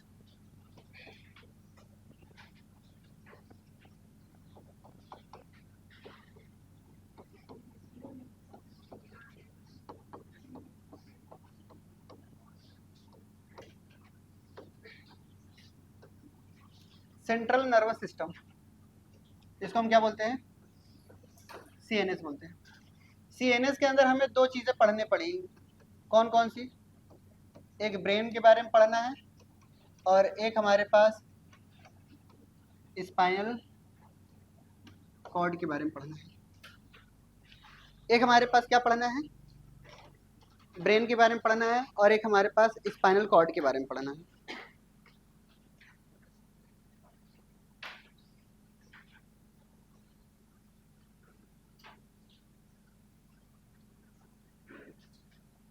समझा है? चलिए अब ध्यान से कॉपी किताब बंद करके आराम आराम से सुनते जाइएगा। क्लियर? अब यहाँ से अच्छे टॉपिक की शुरुआत हो रही है, तो उम्मीद करते हैं यहाँ से आपको अच्छे समझ में आएगा। क्लियर? ध्यान से सुनेंगे। हमने ये कहा कि हमारे पास सेंट्रल नर्वस सिस्टम के दो पार्ट, एक ब्रेन है और एक हमारे पास स्पाइनल कॉर्ड। ब्रेन को बोला जाता है इंफॉर्मेशन प्रोसेसिंग यूनिट, ये हमारा सीएनएस करता है। सीएनएस क्या करता है? किसी भी इंफॉर्मेशन को कलेक्ट करता है और कलेक्ट करने के बाद उसके अंदर प्रोसेसिंग करता है, और प्रोसेसिंग के दौरान क्या हमें इस एक्शन लेना है, ये सीएनएस का ही डिसाइडेड होता है। ठीक है? एनसीईआरटी सीएनएस के बारे में क्या बोला है बताइए? ये इंफॉर्मेशन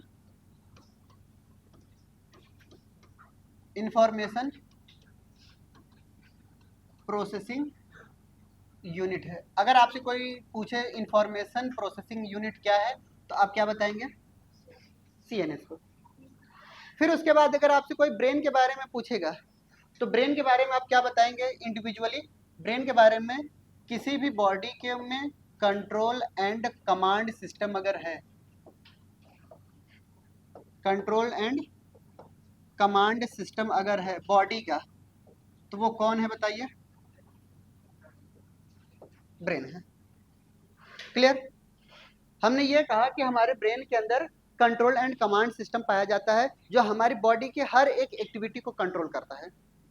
जैसे कि जो मैं पढ़ा रहा हूँ, ठीक है, तो जाहिर सी बात है कि हमारा ब्रेन ही डेवलप्ड है ताकि मैं पढ़ा रहा हूँ।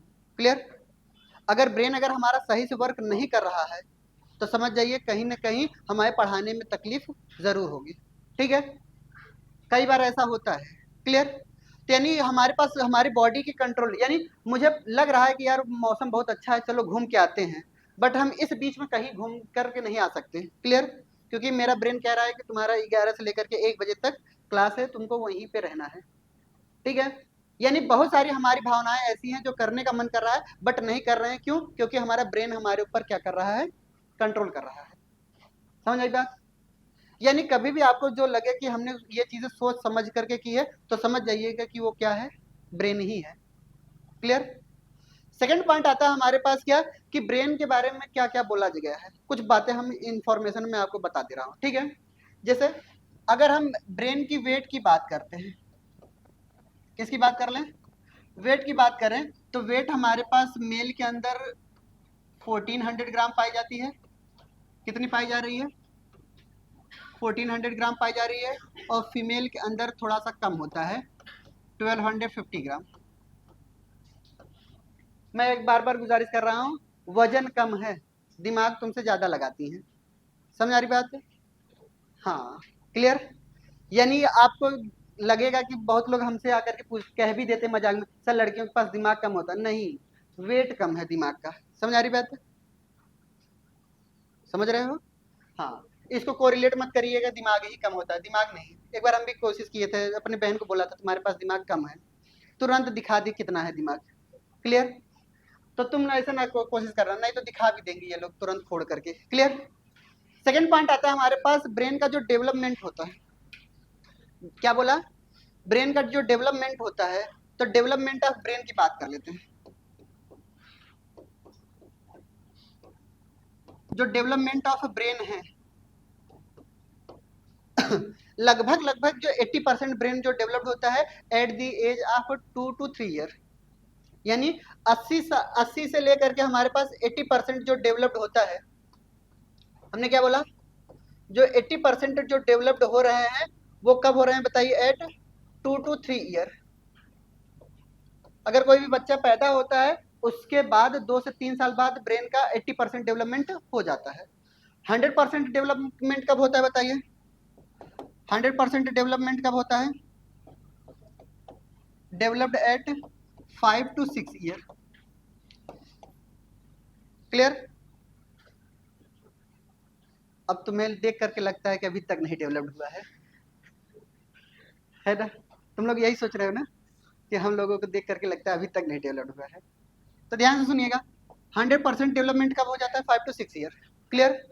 अगर कभी भी कोई भी बच्चा, आपने सुना भी होगा, कई सारे इंटेलिजेंट बच्चे ऐसे होते हैं जो चीज़ें आपको पढ़ाई जा रही है अगर वही छोटे बच्चों की भी पढ़ाई जाएगी वो उतना ही समझेंगे जितना आप समझोगे। बट ये शर्त होनी चाहिए, पहली बार आप भी पढ़ रहे हो वो भी पढ़ रहा हो सकता है आपसे आगे निकल जाए। क्लियर? कई बार ऐसा होता है बच्चों में। क्लियर? जितना आपका ब्रेन डेवलप्ड है उतना उसका भी है, 5-6 साल का।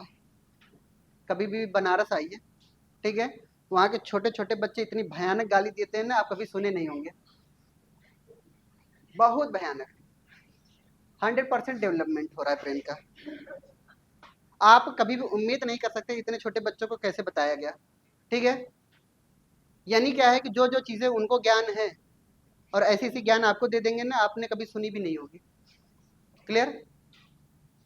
तो ये ब्रेन के डेवलपमेंट की ही बात कर रहे हैं। क्लियर? तो ऐसा होता है जिंदगी में हमारे। तो हमारे पास क्या है कि 100% ब्रेन का जो डेवलपमेंट होता है वो 80% कब होता है बताइए, 2-3 साल में, और 100% कब हो जाता है, 5 to 6 ईयर में डेवलपमेंट हो जा रहा है। Clear? Weight of the brain male के अंदर 1400 ग्राम और फीमेल के अंदर। क्लियर? आपसे कभी भी ये नहीं पूछा जाएगा कि किसका ज्यादा होता है किसका कम होता है, वेट पूछा जाएगा। क्लियर? अब बात आती है यहाँ पर स्पाइनल कॉर्ड की भी कर लेते हैं। पहले ब्रेन के बारे में लिख लिए तो स्पाइनल कॉर्ड के बारे में बता दें।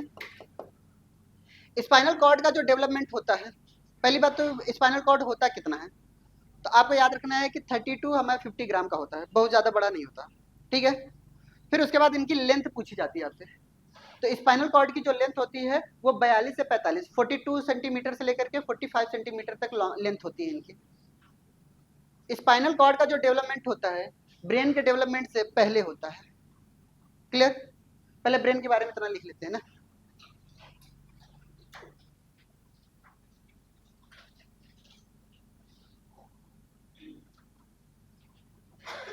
ये हमारा क्या है, इधर ब्रेन है। ठीक है, ब्रेन के लिए टर्म यूज होता है, उस टर्म को हम बोलते हैं इंसेफेलॉन। ब्रेन के लिए कैसा टर्म यूज होता है, इंसेफेलॉन टर्म यूज करते हैं ब्रेन के लिए हम। क्लियर? अच्छा, अगर आपसे कोई पूछा जाए कि एग्जैक्ट आंसर बताइए तो इसको 2 ईयर मानिएगा। क्लियर? और इसको 6 ईयर मानिएगा। क्लियर? कभी कभी ये एवरेज नहीं देते, तो आपको कभी कभी 2 ईयर और 6 ईयर को ध्यान में रखना है। क्लियर? स्पाइनल कॉर्ड के बारे में बताएं। अब सुनते ध्यान से,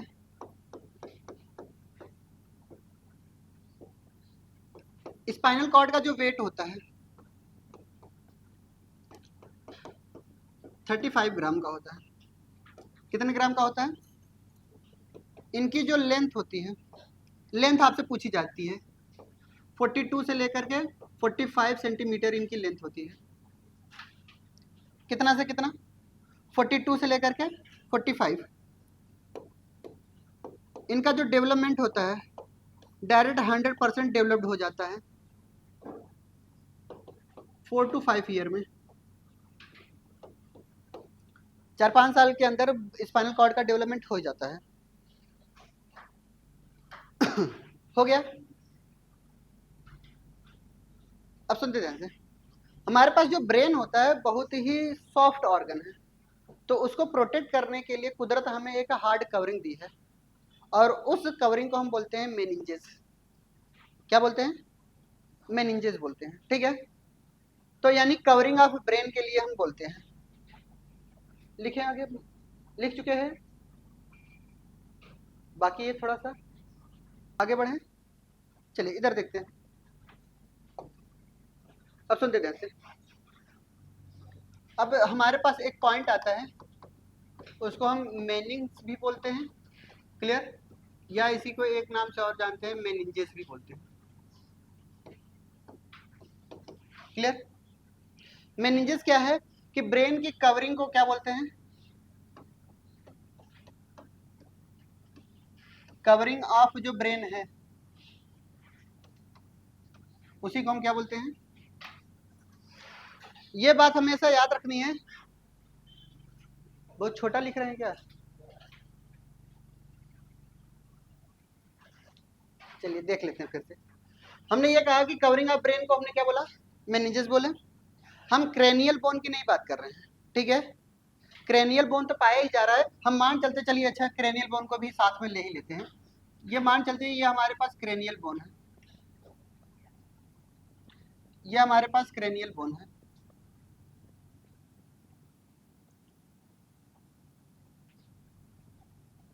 ये हमारे पास क्या है, क्रेनियल बोन है, ठीक है। क्रेनियल बोन से चिपका हुआ एक हमारे पास क्या पाए जाते हैं, इसी से चिपके हुए एक और पाए जा रहे हैं,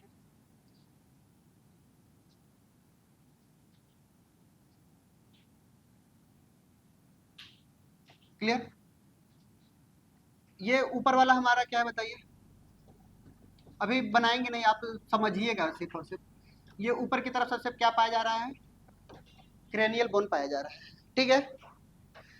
इसके बाहर वाली लेयर जो आपको दिखाई दे रही है, इसको हम बोलते हैं ड्यूरामेटर। इसको हम क्या बोलते हैं बताइए, ड्यूरामेटर बोलते हैं। इनको हम बोलेंगे ड्यूरामेटर, इनको हम क्या बोलेंगे, ड्यूरामेटर। ड्यूरामेटर ऐसी नहीं होती है, ड्यूरामेटर कुछ इस तरीके की होती है। ये पूरा का पूरा ड्यूरामेटर, ये दोनों के दोनों क्या है बताइए, ड्यूरामेटर है, क्लियर। ड्यूरामेटर के अंदर यहाँ पर एक और मेम्ब्रेन पाई जा रही है, एक और मेम्ब्रेन हम पाई जा रही है, उस मेम्ब्रेन को हम बना रहे हैं, यहाँ पे देखेंगे ध्यान से।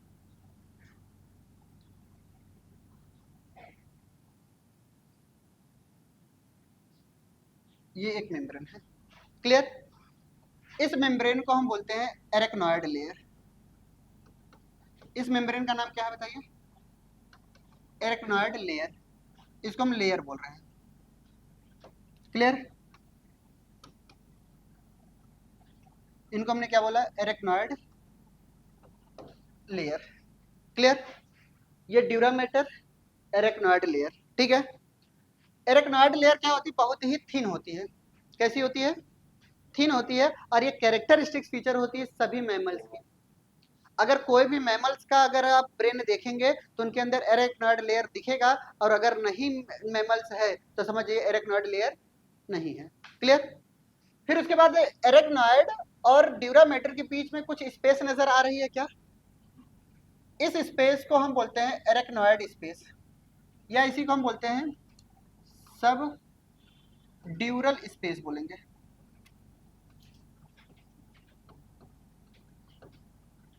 क्लियर। और यहाँ पर क्या पाई जाती है, कुछ फ्लूइड यहाँ पे नजर आ रही है, इसको हम सीबीएस बोलते हैं। फ्लूइड का नाम नहीं है, ये जो कैविटी आपको दिखाई दी, यहाँ पर एक कैविटी नजर आ रही है कुछ इस तरीके की, क्लियर।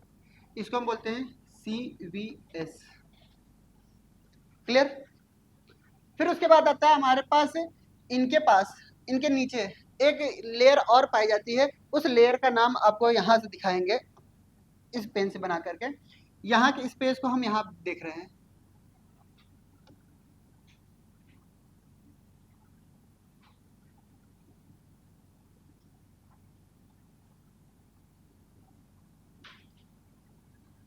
ये लेयर, ठीक है। इस लेयर का नाम हम लिखेंगे पाया मैटर। इसका क्या नाम है, पाया मैटर। यानी मेनिंजेस 3 होती है। मेनिंजेस कितने होते हैं बताइए, 3। पहला सबसे पहले कौन आएगा, ड्यूरामेटर। फिर उसके बाद क्या आएगा, एरेक्नॉइड। लेयर। थर्ड नंबर पे क्या आएंगे? पाया मैटर। चलिए, ड्यूरामेटर कैसे,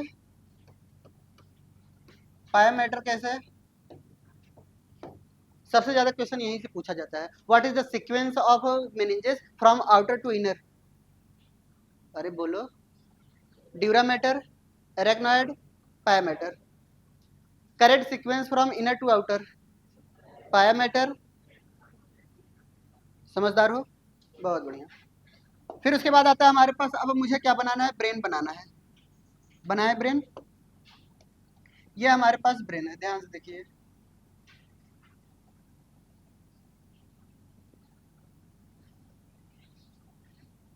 ये हमारा ब्रेन है, क्लियर?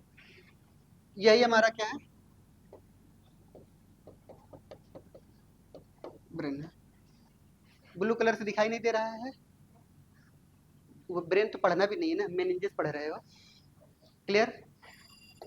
फिर उसके बाद आता है हमारे पास, ध्यान सुनेंगे, अब ये हमारे पास जो पाया मैटर आपको बताया गया है, क्या बताया गया?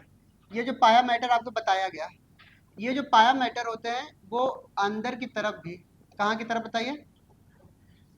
ये एकदम चिपकी होती हैं। ये हमारे किससे चिपकी हैं? क्लियर? ब्रेन से चिपकी होती है, एकदम चिपकी हुई। फिर हमने आपसे ये कहा कि ये जो हमारे पास पाया मैटर है बहुत ही ज्यादा हाईली वेस्कुलराइज्ड होती हैं। कैसी होती हैं? यानी ब्लड वेसल्स पाए जा रहे हैं, इसलिए रेड कलर से हमने बनाए हैं, क्लियर? यही ब्लड वेसल्स हमारे पास ब्लड कैपिलरीज ऑफ पाया मैटर और कुछ कैरोटिड आर्टरी। क्या बोला? कैरोटिड आर्टरी कहाँ की? जो ब्रेन तक ब्लड लेकर के आ रही है। तो यहाँ से एक ब्लड लेकर के आ रही है, ये ब्लड लेकर के आ रही है, कैरोटिड आर्टरी, क्लियर? और इनके कुछ ब्लड कैपिलरीज मिल करके कुछ एक सिस्टम का निर्माण कर रहे हैं। क्या बना रहे हैं? एक सिस्टम बना रहे हैं, और उस सिस्टम का नाम है कोरॉइड प्लेक्सस। बहुत ही मोस्ट इंपॉर्टेंट। क्या बनाते हैं बताइए? कोरॉइड प्लेक्सस बनाते हैं। और यही कोरॉइड प्लेक्सस किसमें मदद करती हैं? सिंथेसिस ऑफ सीएसएफ, ठीक है? यानी यही कोरॉइड प्लेक्सस किसमें मदद करती हैं? फॉर्मेशन ऑफ सीएसएफ, सीएसएफ को बनाने में मदद कर रही है, क्लियर? अब बात आती है हमारे पास सीवीएस क्या है? सीवीएस क्या होती है? एक फ्लूइड होती है, ठीक है? हमारे स्पेस जो पाई जा रही है इसको हम बोलते हैं सीवीएस, का मतलब क्रेनियल वीनस स्पेस। कहाँ पे पाई जा रही है? ड्यूरामेटर के अंदर पाई जा रही है, क्लियर? फिर ये सीवीएस क्या करती है इनके अंदर? यहाँ पर ये बहुत जो पतली लाइन आपको दिखाई दे रही है, ये जो आपको बहुत पतली लाइन दिखाई दे रही है, ये बहुत ही वेरी थिन जो दिखाई दे रही है, ये एरेक्नोइड लेयर है, ठीक है?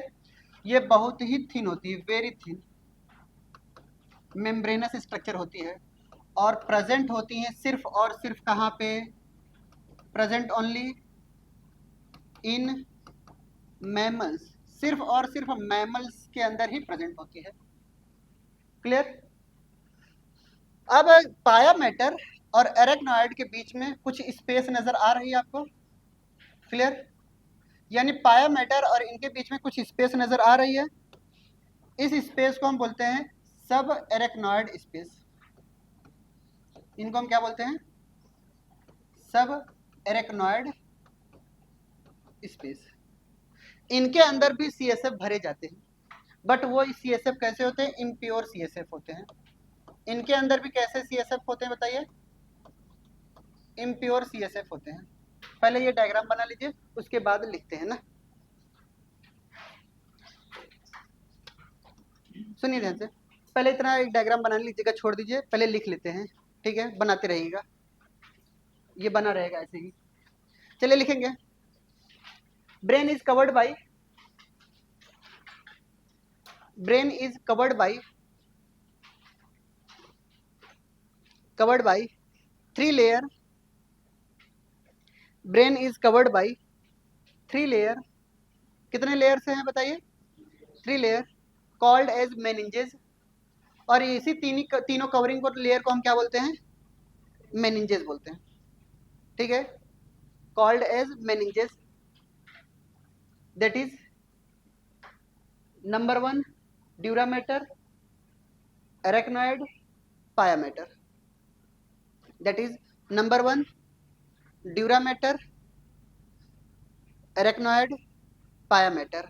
बट ये लिख लीजिएगा, ड्यूरामेटर आउटर है, क्लियर, और पायामेटर इनर है, और एरेक्नॉइड मिडिल है, क्लियर। चलिए सबसे पहली हेडिंग डालेंगे हमारे पास ड्यूरामेटर। सबसे पहली हेडिंग क्या होगी? ड्यूरामेटर। ड्यूरा का मतलब क्या समझते हैं? ड्यूरेबल। ड्यूरेबिलिटी किससे बढ़ती है? हार्डनेस से। सेम ऐसे ही याद रखना है, ठीक है। तो ड्यूरामेटर में सबसे पहला पॉइंट लिखेंगे outer most, outer most fibrous layer, outer most fibrous layer, ठीक है। दूसरा पॉइंट नॉन वेस्कुलर, ये आउटर मोस्ट होती हैं, फाइब्रस होती हैं, और कैसी होती हैं? नॉन वेस्कुलर, इनमें ब्लड वेसल्स नहीं होते, ठीक है। सेकंड पॉइंट लिखेंगे हमारे पास एरेक्नॉइड, एरेक्नॉइड लिखेंगे। Middle layer, middle layer thin, बहुत ही पतली होती है, ठीक है, thin membranes layer, present only in mammals, present only in mammals. ये सिर्फ और सिर्फ किस में प्रेजेंट होती हैं? मैमल्स की ही कैरेक्टरिस्टिक्स है, ठीक है। डायरेक्ट पूछा जाता है which of the following layer present only in mammals, तो क्या बताएंगे? Arachnoid, clear. नेक्स्ट लिखेंगे हमारे पास पायामेटर, थर्ड लिखेंगे हमारे पास पायामेटर। पायामेटर में लिखेंगे इनर मोस्ट, पायामेटर में क्या लिखेंगे? Inner most soft and highly vascular layer. ये इनर मोस्ट होती हैं, सॉफ्ट होती हैं, और कैसी होती हैं? हाईली वेस्कुलराइज्ड होती हैं, ठीक है, हाई वेस्कुलर पाई जाती है इनके अंदर, क्लियर। दूसरा पॉइंट अटैच्ड विद, ये किससे अटैच्ड होती हैं? ठीक है, अटैच्ड विद ब्रेन, ठीक है, और ब्रेन के भी ब्रैकेट में लिख लीजिएगा सेरेब्रम से। किससे अटैच्ड होती हैं? सेरेब्रम से अटैच्ड होती हैं, क्लियर। यानी ब्रेन के ऊपर वाला जो पार्ट है वो सेरेब्रम है, क्लियर। ये बेसिकली किससे अटैच्ड होती हैं? सेरेब्रम से अटैच्ड होती हैं। सेकेंड पॉइंट लिखेंगे हमारे पास नोट डाल करके, the space between arachnoid and pia mater, the space between किसके किसके बीच में? Arachnoid and pia mater. एरेक्नॉइड और पायामेटर के बीच में कौन सी स्पेस है? सब एरेक्नॉइड स्पेस है, तो लिखेंगे the space between pia mater and arachnoid is called as sub arachnoid space, ठीक है, which filled with, which filled with choroid plexus, choroid plexus वहीं से आती है, ठीक है, filled with choroid plexus and help in formation of या synthesis of CSF, clear. जो क्या बनाती हैं? CSF बनाती हैं। CSF का मतलब क्या समझ में आता है?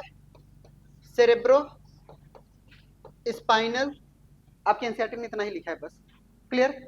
कुछ हम अपने हिसाब से लिखवा रहे हैं। अब सुनते ध्यान से, ड्यूरामेटर और एरेक्नॉइड के बीच में कौन सी स्पेस? सब ड्यूरल स्पेस, ठीक है।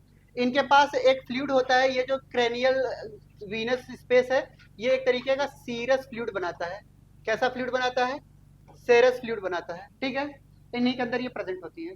तो लिखेंगे the space between dura mater and arachnoid layer, the space between, पूछा नहीं जाएगा आपसे, ठीक है, रैंडमली मैं लिखवा दे रहा हूं। The space between arachnoid and dura mater, dura mater और एरेक्नॉइड के बीच में, ठीक है,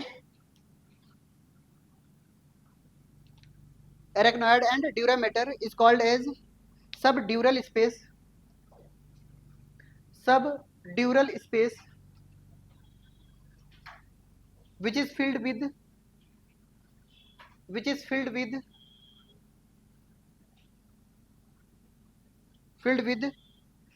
fluid,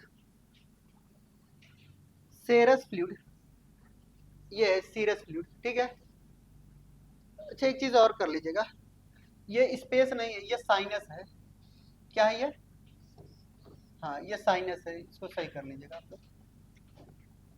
cranial Venus sinus, sinus का मतलब कैविटी, ठीक है, अब सही है, clear.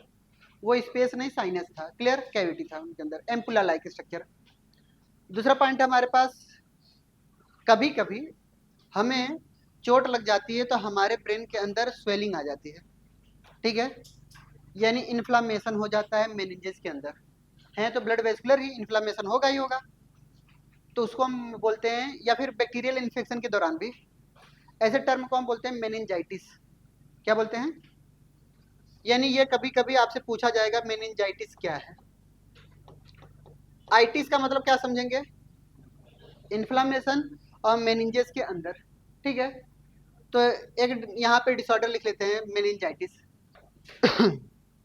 Inflammation of meninges, inflammation of meninges due to, reason कुछ भी हो सकता है, ठीक है, ड्यू टू बैक्टीरियल इन्फेक्शन या फिर किसी भी तरह के इन्फेक्शन लिख लीजिए, बैक्टीरियल नहीं, infection, due to infection and other means, कुछ भी हो जाए, क्लियर। अगर स्वेलिंग आ जा रही है, उनके अंदर इन्फ्लामेशन हो जा रही है, तो उसे हम क्या बोलते हैं, मेनिंजाइटिस बोलते हैं, क्लियर। ऐसे कंडीशन में हमें आ रहा क्या होता है, सर भारी लगता है, ठीक है, बहुत ऐसा लगता है लोड आ गया है हमारे सर के ऊपर, क्लियर, वो मेनिंजाइटिस के ऊपर ही होता है, ठीक है। बहुत ज़्यादा आँख वगैरह भी प्रेशर होती है उस पर, जब मेनिंजाइटिस होती है तो ये आँख वगैरह भी बहुत भारीपन लगता है हमें, क्लियर, और हमेशा नींद में ही रहोगे, जरा से भी उठोगे ये पूरा का पूरा पकड़ लेता है, क्लियर।